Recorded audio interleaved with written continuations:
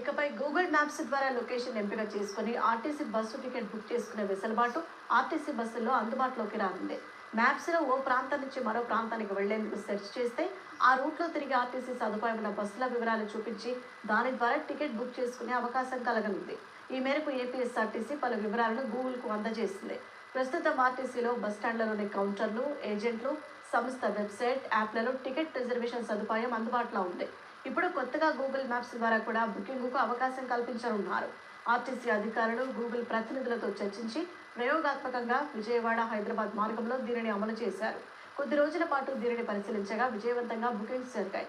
ఈ ప్రక్రియ అంతా 3 నెలల కిందట పూర్తయింది. ఆర్టీసీ అధికారులు ఏసీ, సూపర్ లగ్జరీ, డీలక్స్ సర్వీసులు తిరిగే రూట్ల వివరాలను గూగుల్కు అందజేస్తుంది.